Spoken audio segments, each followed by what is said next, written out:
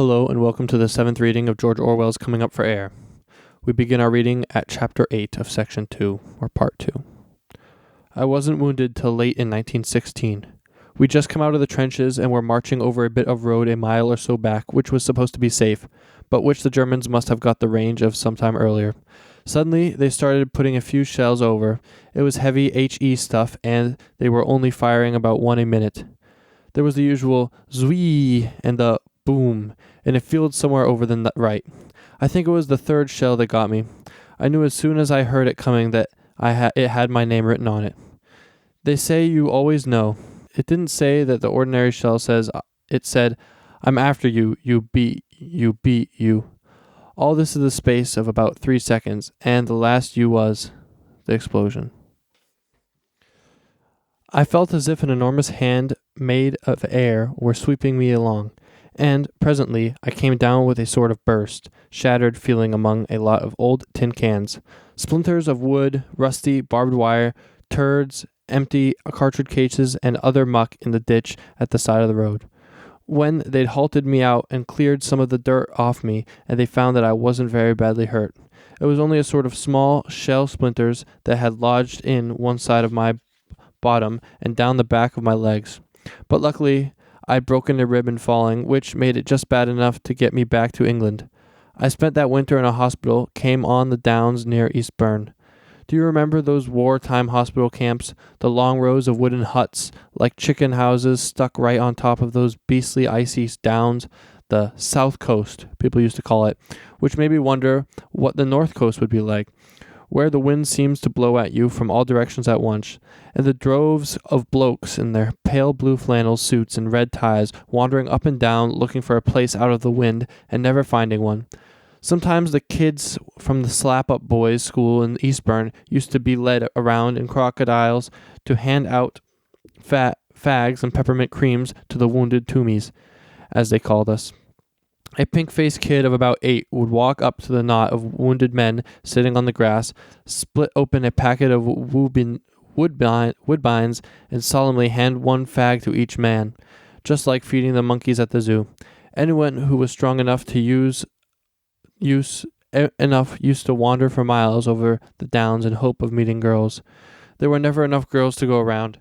In the valley below the camp there was a bit of spinney, and long before dusk you'd see a couple of glued against every tree, and sometimes, if it happened to be thick tree, one on each side of it. My chief memory of the time is sitting against a gorse bush in the freezing wind, which my fingers so cold I couldn't bend them, and the taste of peppermint cream in my mouth. There's a typical soldier memory, but I was getting away from a Tommy's life all the same. The CO had sent my name in for the commission a little before I was wounded. By this time, they were desperate for officers, and anyone who wasn't actually illiterate could have a commission if he wanted one. I went straight from the hospital to an officers' training camp near Colchester.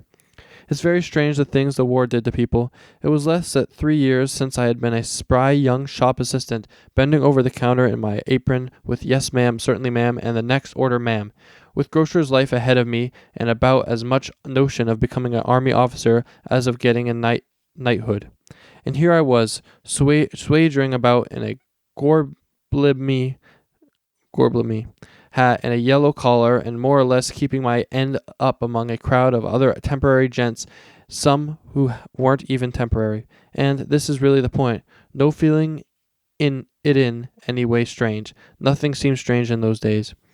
It was like an enormous machine that had got hold of you. You'd no sense of acting of your own fear will, and at the same time no notion of trying to resist. If people didn't have some such feeling, so that no war could last 3 months, the armies would just pack up and go. Why had I joined the army, or the million other idiots who joined up before consecration came in? Partly for a lark, and partly because of England, my England, and Britain's never, and all that stuff. But how long did that last? Most of the chaps I knew had forgotten all about it long before they got as far as France. The men in the trenches weren't patriotic, didn't hate the Khazar, didn't care a damn about gallant little Belgium and the Germans raping nuns on tables. It was always on tables, as though that made it worse, in the streets of Brussels.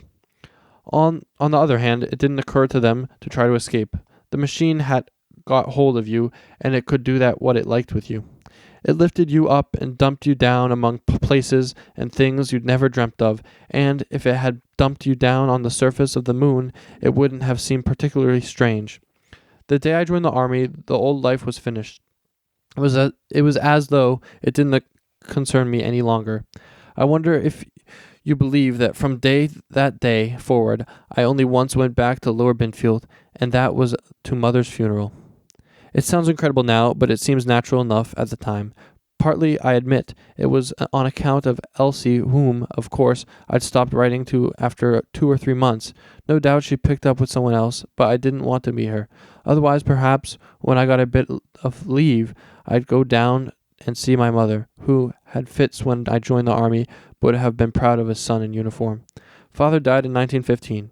I was in France at the time. I don't exaggerate when I say that Father's death hurt me more now than it did then.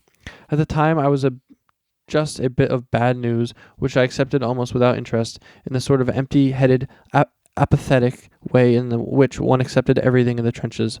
I remember crawling into the doorway of the dugout to get enough light to read the letter, and I remember Mother's tear stains on the letter, and the aching feeling in my knees, and the smell of mud.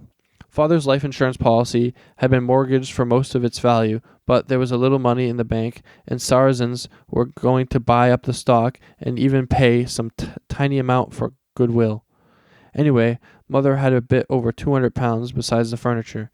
She went for the time being to lodge with her cousin, the wife of a small holder who was doing pretty well out of the war, near Doxley, a few miles the other side of Walton. It was only for the time being. There was a temporary feeling about everything. In those days, which, as a matter of fact, were barely a year old, the whole thing would have been an appalling disaster.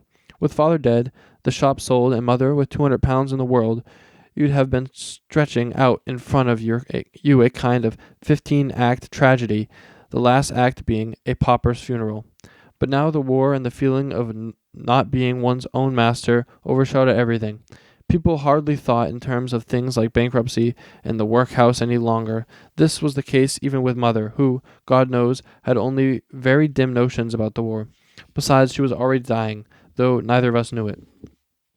She came across to me in the hospital at Eastbourne. It was over 2 years since I'd seen her, and her appearance gave a bit of shock. She seemed to have faded and somehow to have shrunken. Partly it was because of this time I was grown up. I traveled and everything looked small to me, but there was no question that she got thinner and also yellower. She talked in the old rambling way about Aunt Martha, that was the cousin she was staying with, and the changes in Lower Binfield since the war, and all the boys who'd gone, meaning joined the army, and her indigestion, which was aggravating, and poor Father's tombstone, and what a lovely corpse he made. It was the old talk, and that talk I listened to for years, and yet somehow it was like a ghost talking. It didn't concern me any longer. I'd known her as a great, splendid, protecting kind of creature, a bit like a ship's figurehead, and a bit like broody hen, and after all she was only a little old woman in a black dress. Everything was changing and fading. There was the last time I saw her alive. I got the wire saying she was seriously ill when I was at the training school at Colchester, and put in for a week's urgent leave immediately, but it was too late. She was dead by the time I got to Doxley. What she and everyone else had imagined to be indigestion was some kind of internal growth, and a sudden chill on the stomach put the final touch. The doctor tried to cheer her up by telling me that the growth was benevolent, which struck me as a queer thing to call it, seeming that it had killed her. Well, we buried her the next day, next to Father, and then it was the last glimpse of Lower Binfield. It had changed a lot. Even in 3 years, some of the shops were shut. Some had different names over them. Nearly all men I'd known as boys were gone, and some of them were dead. Sid Lovegrove was dead, killed on the Somme. Ginger Watson, the farm lad who'd belonged to the Black Hand years ago, the one who used to catch rabbits alive, was dead in Egypt. One of the chaps who'd worked with me at Grimmett's had lost both his legs. Old Lovegrove had shut up his shop and was living in a cottage near Walton on a tiny annuity. Old Grimmett, on the other hand, was doing well out of the war, and had turned patriotic, and was member of the local board which tried conscientious objectives. The thing which more than anything else gave the town an empty, forlorn kind of look was there was particularly no horses left. Every horse worth taking had been commandeered long ago. The station fly still existed, but the brute that pulled it wouldn't have been able to stand up if he hadn't been for the shafts. For the hour or so that I was there before the funeral, I wandered around the town, saying how you do to people and showing off my uniform. Luckily, I didn't run into Elsie. I saw all the changes, and yet it was as though I didn't see them. My mind was on the other things, chiefly the pleasure of being seen in my second lute's uniform, with my black armlet, a thing which looked rather smart on Kibe, and my new whipcord breechers. I distinctly remember that I was still thinking about those whipcord breechers when we stood at the graveside. And then they chucked some earth onto the coffin, and I suddenly realized what it meant for your mother to be lying with 7 feet of earth on top of her. And something kind of twitched behind my ears and nose, but even then, the whipcord breechers weren't altogether out of my mind. Don't think I didn't feel for my mother's death. I did. I wasn't in the trenches any longer. I could feel sorry for the dead, but the thing I didn't care a damn about, didn't even grasp me happening, was the passing away of the old life I'd known. After the funeral, Aunt Martha, who was rather proud of having a real officer for a nephew, and would have made a splash of the funeral if I'd let her, went down to Doxley on the bus, and I took the fly down to the station to get the train to London and then to Colchester. We drove past the shop. No one had taken it since Father died. It was shut up, and the window pane was black with dust, and they'd burnt the S-bowling off the signboard with a plumber's blow flame. Well, there was the house where I'd been a child and a boy and a young man, where I'd crawled about the kitchen floor and smelt the Saint Foin and read Donovan the Dauntless, where I drove my homework for the grammar school, mixed bread paste, mended bicycle punctures, and tried on my first high collar. It had been as permanent to me as the pyramids, and now it would just be an accident if I had set foot in it again. Father, Mother, Joe, and the errand boys, all Naylor and Terrier, Spot and one that came after Naylor, Jackie, the bullfinch, the cats, the mice in the loft, all gone, nothing left but dust. And I didn't care a damn. I was sorry Mother was dead. I was even sorry Father was dead. But all the time my mind was on one thing. I was a bit proud of being seen riding in a cab, a thing I hadn't yet got to use. And I was thinking of the sit of my new whipcord breechers and my nice smooth officer's puttees, so different from the gritty stuff the Tommies had to wear, and of the other chaps at Colchester, and the 60 quid Mother had left, and the beanos we'd had with it. Also, I was thanking God that I hadn't happened to run into Elsie. The war did extraordinary things to people, and what was more extraordinary was the way it killed people, and sometimes didn't kill them. It was like a great flood rushing you along to death, and suddenly it would shoot up backwater where you'd find yourself doing incredible and pointless things and drawing extra pay for them. There were labor battalions making roads across the desert that didn't lead anywhere. There were chaps marooned on oceanic islands to look out for German cruisers which had been sunk years earlier. There were ministries of this and that with armies of clerks and typists which went on existing years after their function had ended, by a kind of inertia. People were shoved into meaningless jobs and then forgotten by the authorities for years on end. This was what happened to myself, or likely I wouldn't be here. The whole sequence of events is rather interesting. A little while after I was gazetted, there was a call for officers of the ASC. As soon as the OC of the training camp heard that I knew something about the grocery trade, I didn't let on that I actually been behind the counter. He told me to send my name in. That went through all right, and I was just about to leave for another training school for ASC officers somewhere in the Midlands when there was a demand for a young officer with knowledge of the grocery trade to act as some kind of secretary to Sir Joseph Chame, who was a big noise in the ASC. God knows why they picked me out, but at any rate they did so. I've since thought that they probably mixed my name up with somebody else's. 3 days later I was saluting in Sir Joseph's office. He was a lean, upright, rather handsome old boy with grizzled hair and a grave look nose which immediately impressed me. He looked the perfect professional soldier, the KCMG DSO with bar type, and might have been twin brothers to the chap in my D. Rezek advert, though in private life he was chairman of one of the big chain grocers and famous all over the world for something called the Cheam wage cut system. He stopped writing as I came in and looked me over. "You a gentleman?" "No, sir." "Good, then perhaps we'll get some work done." In about 3 minutes, he'd worn out of me that I had no secretarial experience, didn't know shorthand, couldn't use typewriters, and had worked in grocery at 28 shillings a week. However, he said that I'd do. There were too many gentlemen in this demand army, and he'd been looking for someone who could count beyond 10.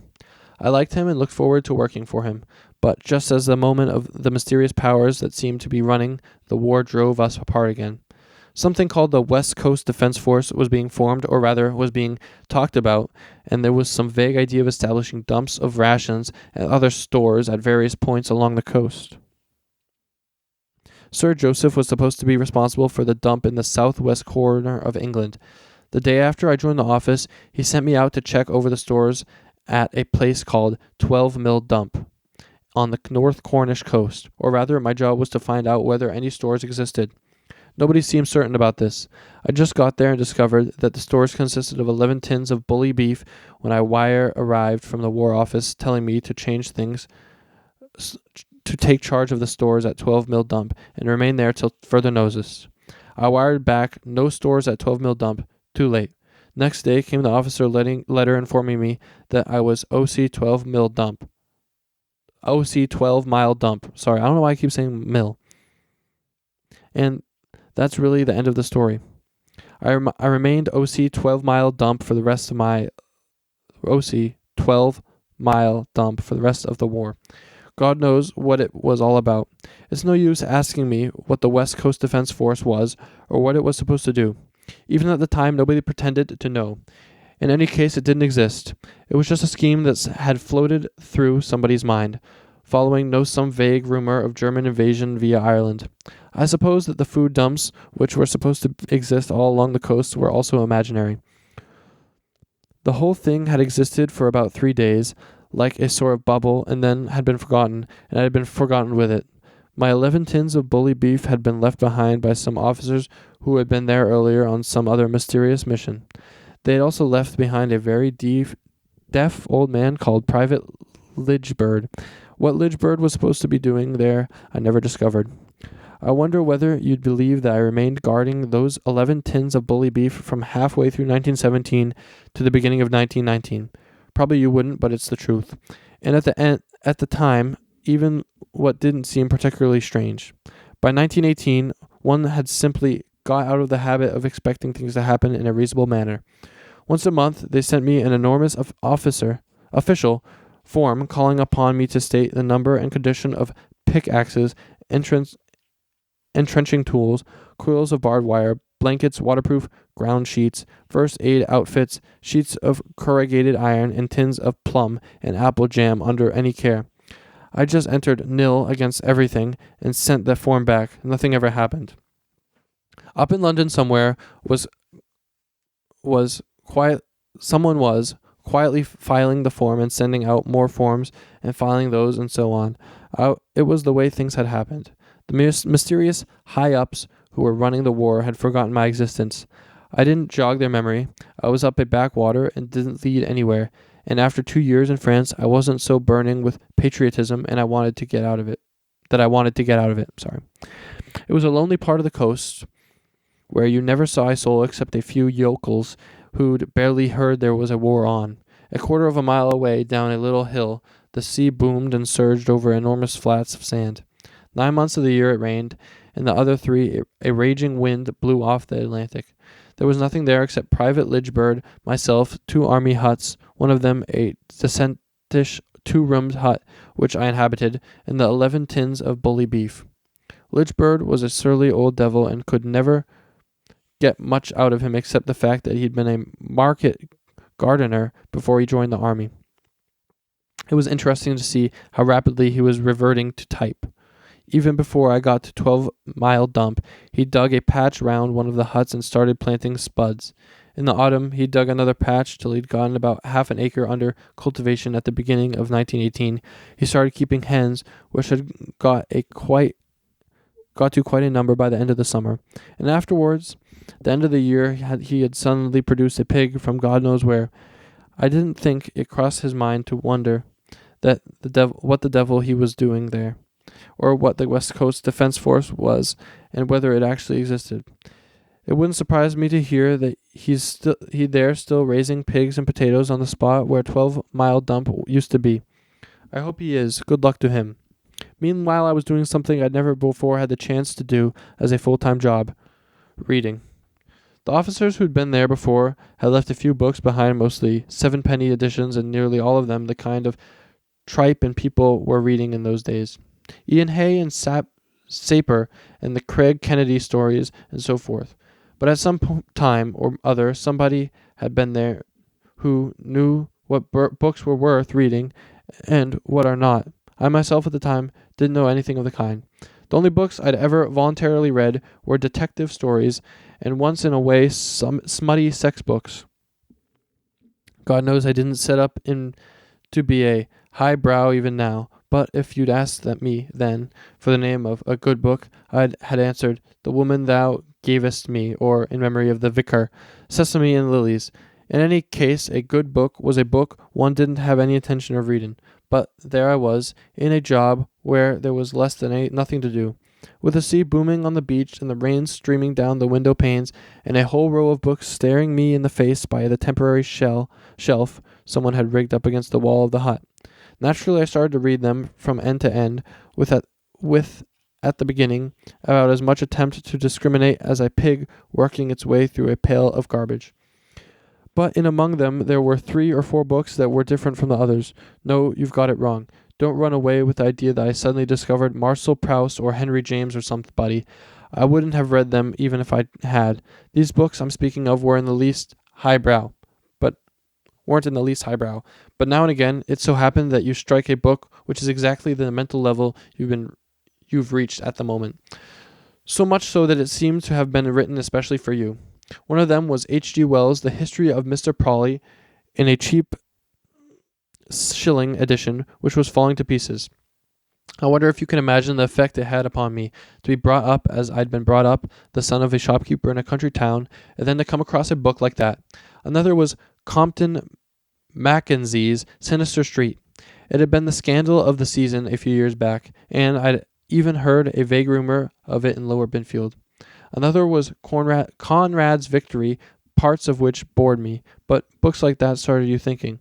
And there was a back number of some magazine with a blue cover which had short stories of D.H. Lawrence's in it. I don't remember the name of it. It was a story about a German conscript who shoves his sergeant major over the head of a fortification and then does a bunk and gets caught up in his girl's bedroom. It puzzled me a lot. I couldn't have made out what it was all about, and yet it left me with a vague feeling that I'd like to read some others like it. Well, for several months I had an appetite for books that were almost like physical thirst, It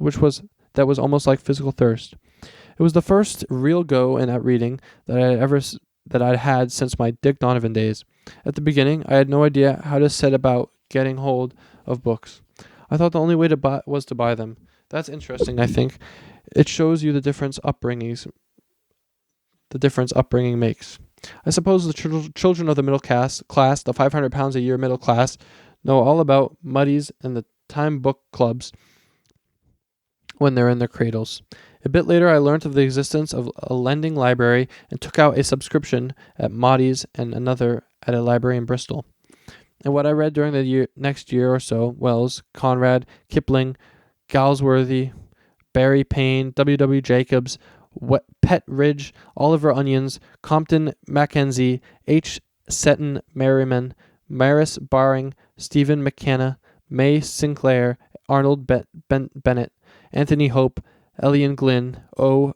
Henry, Stephen Leacock, and even Silas Hawking and Jean Stratton Porter. How many of the names in the list are known to you, I wonder? Half the books that people took seriously in those days are forgotten now. But at the beginning, I swallowed them all down like a whale that's got in almost among a shell of shrimps. I just revelled in them.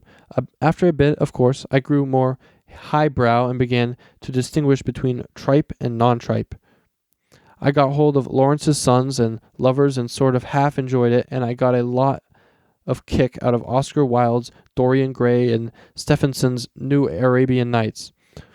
Wells was the author who made the biggest impression on me. I read George Moore's Esther Waters and liked it, and I tried several of Hardy's novels and always got stuck about halfway through.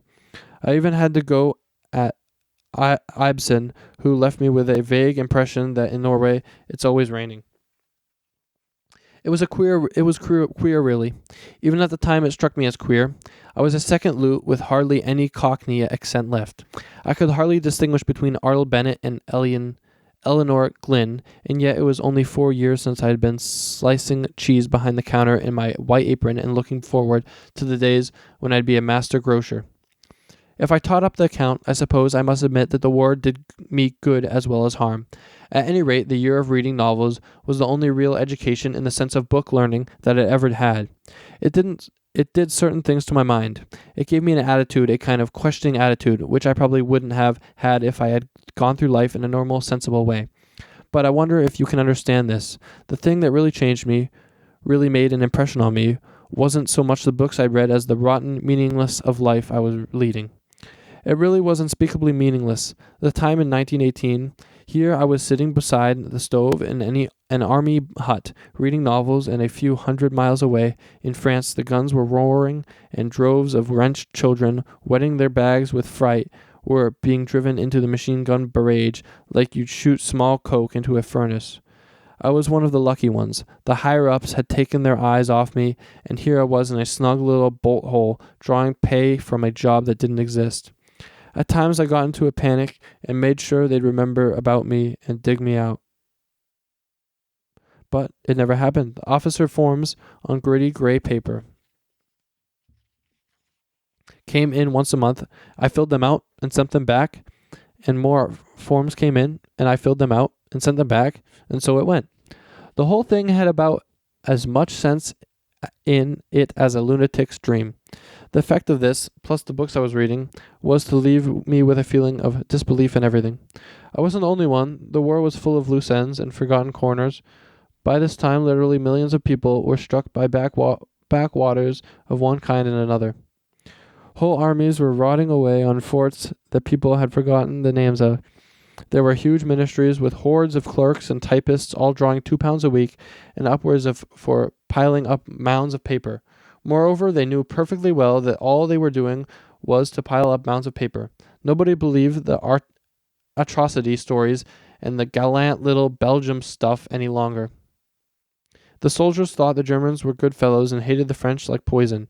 Every junior officer looked on the general staff as mental defectives. A sort of wave of disbelief was moving across England, and it even got as far as 12-Mile Dump. It would be an exaggeration to say that the war turned people into highbrows, but it did turn them into nihilists for the time being. People who in normal way would have gone through life with about as much tendency to think for themselves as a suet pudding were turned into bolshies just by the war. What should I be now if I hadn't been for the war? I don't know, but something different from what I am. If the war didn't happen to kill you, it was bound to start you thinking. After that unspeakable idiotic mess, you couldn't go on regarding society as something eternal and unquestionable, like a pyramid. You knew it was just a balls up. Chapter 9. Let's go. The war had jerked me out of the old life I'd known, but in the queer period that came afterwards, I forgot it almost completely. I knew that in a sense, one never forgot anything. You remember that piece of orange peel you saw in the gutter 13 years ago, and the colored poster of turquoise that you once got a glimpse of in the railway waiting room. But I'm speaking of a different kind of memory. In a sense, I remember the old life in Lower Binfield. I remembered my fishing rod and the smell of Saint Foin and Mother behind the brown teapot and Jackie the bullfinch and the horse trough in the marketplace, but none of it was alive in my mind any longer. It was something far away, something that I had finished with. It would never have occurred to me that someday I might want to go back to it. It was a queer time. Those years just after the war, almost queerer than the war itself, though people didn't remember it so vividly. In rather different form, the sense of disbelieving in everything was stronger than ever.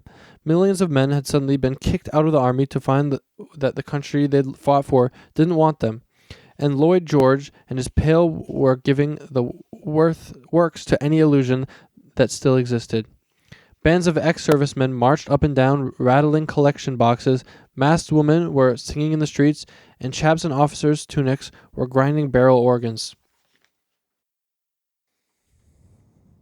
Everybody in England seemed to be scrambling for jobs, myself included, but I came off luckier than most. I got a small wound gratuity, and what with that and bit of money I'd put aside during the last year of war, not having had much an opportunity to spend it, I came out of the army with no less than 350 quid. It's rather interesting, I think, to notice my reaction. Here I was, with quite enough money to do the thing I'd been brought up to do, and the thing I'd dreamt of for years, that is, start a shop. I had plenty of capital. If you bid your time and keep your eyes open, you can run across quite nice little businesses for 350 quid, and yet, if you'll believe me, the idea never occurred to me. I not only didn't make any move towards starting a shop, but it wasn't till years later, about 1925 in fact, that it even crossed my mind that I might have done so. The fact was that I had passed right out of the shopkeeping orbit. That was that the army did to you. It turned out you into an imitation gentleman and gave you fixed ideas that there'd always be a bit of money coming from somewhere. If you suggest to me then, in 1919, that I ought to start a shop, a tobacco and sweet shop, say, or a general store in some god-forsaken village, I'd just have laughed.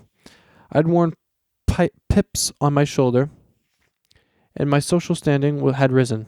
At the same time, I didn't share the delusion, which was pretty common among ex-officers, that I would spend the rest of my life drinking pink gin.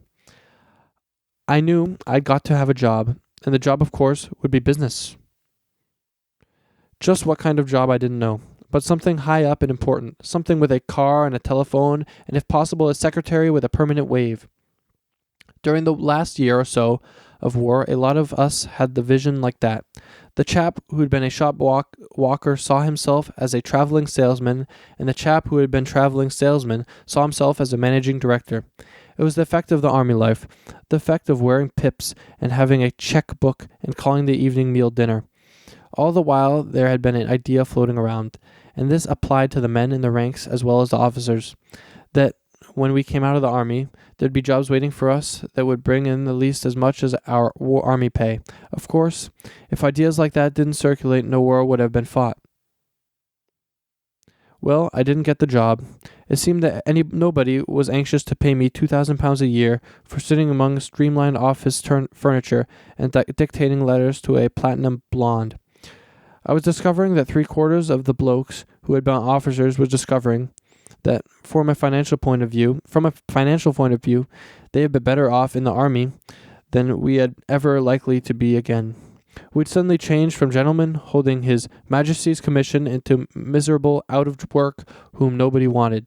My ideas soon sank from 2,000 a year to £3 or £4 a week, but even jobs of the £3 or £4 a week kind didn't seem to exist. Every mortal job was filled already, either by men who had been few years too old to fight, or by boys who had been few months too young. The poor bastards who had happened to be born between 1890 and 1900 were left out in the cold. And still, it never occurred to me to go back to the grocery business. Probably could have gotten a job at a grocery assistant. Old Grimmett, if he was still alive and in business, I wasn't in touch with Laura Bibfield and didn't know, would have given me a good refs, but I'd passed into a different orbit. Even my social ideal had risen. I couldn't hardly have imagined, after what I had seen and learnt, going back to the old safe existence behind the counter. I wanted to be traveling about and pulling down the big dough. Chiefly I wanted to be traveling salesman, which I knew would suit me. But there were no jobs for traveling salesmen.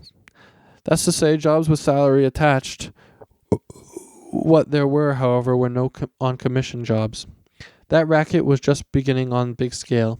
It's a beautifully simple method of increasing your sales and advertising your stuff without taking any risks, and it was always flourishes when times are bad. They keep you on a string by hinting that perhaps there'll be a salaried job going in 3 months' time, and when you get fed up, there's always some other poor devil. ready to take over. Naturally, it wasn't long before I had an on-commission job. In fact, I had quite a number in rapid succession. Thank God I never came down to peddling vacuum cleaners or dictionaries, but I traveled in cutlery and soap powder, in a line of patent corkscrews, tin openers, and similar gadgets, and finally in a line of office accessories, paper clips, carbon paper, typewriter ribbons, and so forth. I didn't do so badly either. I'm the type that can sell things on commission. I've got the temperament and I've got the manner, but I never came anywhere near making a decent living. You can't in jobs like that, and of course, you aren't meant to. I had about a year of it altogether. It was a queer time. The cross-country journeys, the godless places you fetched up in, suburbs of Midland towns, and you'd never hear of it in 100 normal lifetimes. The ghastly bed and breakfast houses, where the sheets will always smell faintly of slops and fried eggs, and breakfast has a yolk paler than a lemon. And the other poor devils of salesmen that you're always meeting, middle-aged fathers of families in moth-eaten overcoats and bowler hats who honestly believe that sooner or later trade will turn in the corner and they'll jack their earnings up to 5 quid a week. And the trapezing from a shop to shop, and the arguments with shopkeepers who didn't want to listen, and the standing back and making yourself small when customer comes in. Don't think that it worried me particularly. To some chaps, that kind of life is torture. There are chaps who can't even walk into a shop and open their bags of samples without screwing themselves up as though they were going over the top. But I'm not like that. I'm tough. I can talk people into buying things they don't want. And even if they slam the door in my face, it doesn't bother me. Selling things on commission is actually what I like doing, provided I can see my way to making a bit of dough out of it. I don't know whether I learned much in that year, but I unlearnt a good deal. It knocked the army nonsense out of me, and it drove into the back of my head the notions that I'd picked up during the idle years when I was reading novels. I didn't think I read a single book bearing detective stories all the time I was on the road. I wasn't a highbrow any longer. I was down among the realities of modern life. And what are the realities of modern life? Well, the chief one is the everlasting, frantic struggle to sell things. With most people, it takes the form of selling themselves. That's to say, getting a job and keeping it. I suppose there hadn't been a single month since the war, in any trade you care to name, in which there weren't many more men than jobs. It brought a particularly ghastly feeling into life. It's like on a sinking ship, when there are 19 survivors and 14 lifebelts. But is there anything particularly modern in what you say? Has it anything to do with the war? Well, it feels as if it had. The feeling that you've got to be everlastingly fighting and hustling, that you'll never get anything unless you grab it from somebody else. That there's always somebody after your job. The next month or the month after, you'll be reducing staff and it's you that'll be the bird. Get the bird. That, I swear, didn't exist in the old life before the war. But meanwhile, I wasn't badly off. I was earning a bit, and I'd got plenty of money in the bank, nearly 200 quid, and I was frightened for the future. I wasn't frightened for the future. I knew sooner or later I'd get a real job. And sure enough, after about a year, my stroke of luck, it happened. I say by a stroke of luck, but the fact is that I was bound to fall on my feet. I'm not the type that starves. I'm about as likely to end up in the workhouse as to end up in the House of Lords. I'm the middling type, the type that gravitates by a kind of natural law towards the £5 a week level. So long as there are the jobs, I'll back myself to get one. It happened when I was peddling paper clips and typewriter ribbons. It had just dodged into a huge block of offices in Fleet Street, a building which canvassers weren't allowed into, as a matter of fact, but I managed to give the lift attendant the impression that my bag of samples were merely an attache case. I was walking along one of the corridors looking for the offices of a small toothpaste firm that I'd been recommended to try, when I saw that some very big bug was coming down the corridor in the other direction. I knew immediately that it was a big bug. You know how it is with these big businessmen. They seem to take up more room and walk more loudly than any ordinary person, and they give off a kind of wave of money that you can feel 50 yards away. When he got nearer up to me, I saw that it was Sir Joseph Chem. He was in civis, of course, but I had no difficulty in recognizing him. I suppose he'd been there for some business conference or another.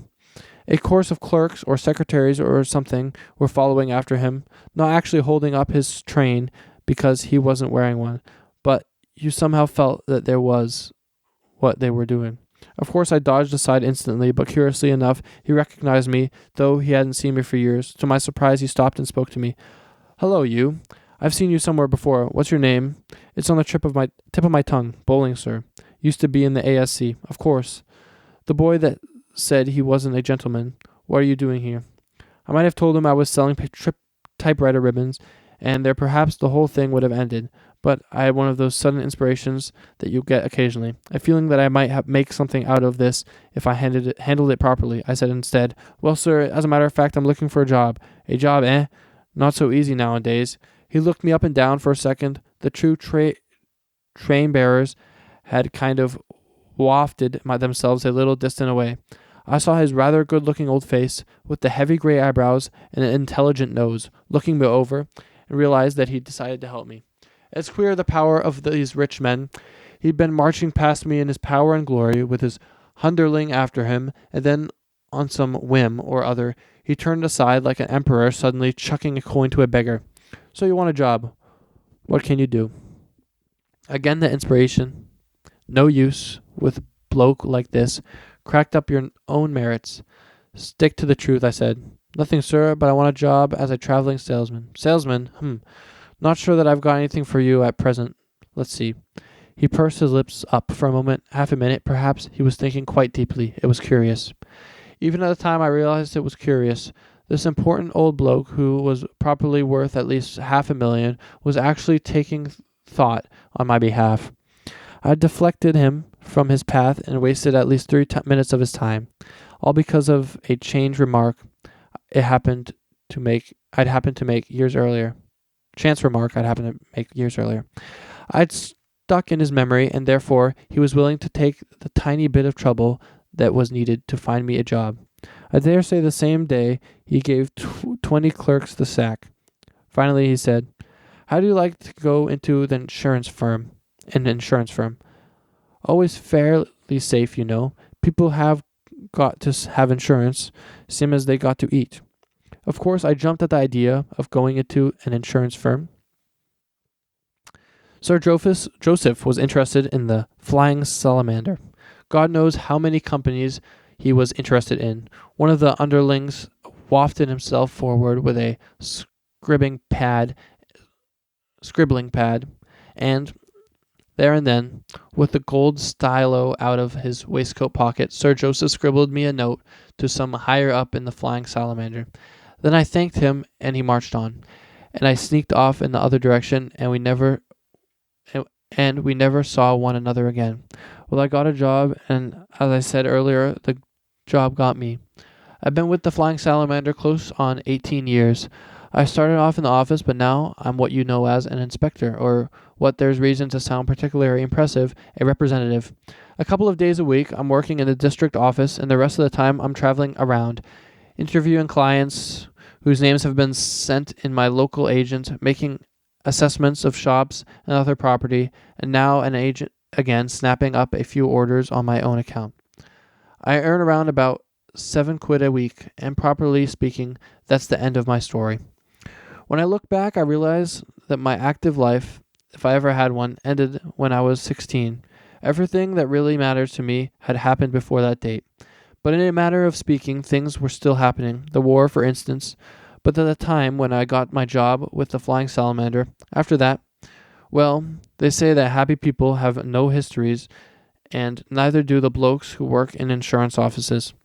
From that day forward, there was nothing to my life that you could properly describe as an event, except that about 2.5 years later, at the beginning of 1923, I got married.